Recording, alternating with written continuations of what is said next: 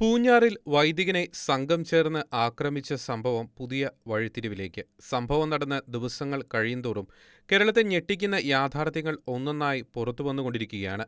Erattupetta police സ്റ്റേഷനിലെ ചില ഉദ്യോഗസ്ഥർക്കിടയിൽ ഇപ്പോഴും പച്ചവെളിച്ചത്തിന്റെ സജീവ സാന്നിധ്യമുണ്ടെന്ന ആരോപണം ശക്തമാവുകയാണ്. പൂഞ്ഞാർ സംഭവവുമായി ബന്ധപ്പെട്ട് ഏറെ ചർച്ച ചെയ്യപ്പെട്ട ഒരു പോലീസ് ഉദ്യോഗസ്ഥനെ ചുറ്റിപ്പറ്റിയാണ് ആരോപണം ഉയർന്നിരിക്കുന്നത്.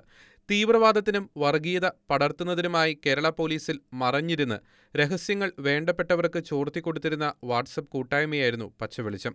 ഇതര സമുദായങ്ങളിലെ പ്രമുഖരെ വധിക്കാൻ ഹിറ്റ് ലിസ്റ്റ് തയ്യാറാക്കുകയും ഭീകരത വളർത്തി സമാന്തര സംവിധാനം സൃഷ്ടിക്കുകയും IS-മായി ബന്ധം പുലർത്തി ലഷ്കർ-ഇ-തോയ്ബ, IS, അൽ-ഖ്വയ്ദ എന്നിവയിലേക്ക് യുവാക്കളെ ആകർഷിപ്പിക്കുകയും ചെയ്തു എന്ന കുറ്റാരോപണങ്ങളോടെ NIA അറസ്റ്റ് ചെയ്ത പോപ്പുലർ ഫ്രണ്ട് നേതാവായിരുന്ന P. അൻസാരിയുടെ ഏറ്റവും അടുത്ത ബന്ധുവാണ് ആരോപണ വിധേയനായ ഈ ഉദ്യോഗസ്ഥനെന്ന് പറയപ്പെടുന്നു. ഇയാൾക്ക് സംരക്ഷണം നൽകുന്നത് സ്റ്റേഷനിലെ മുതിർന്ന ഒരു ഉദ്യോഗസ്ഥനാണെന്നും ഇവരെ സ്റ്റേഷനിൽ നിന്നും സ്ഥലം മാറ്റുവാൻ പലതവണ ആവശ്യമുയർന്നിട്ടും അധികൃതർ സംരക്ഷിക്കുകയാണെന്നും ആരോപണം ഉയരുന്നുണ്ട്.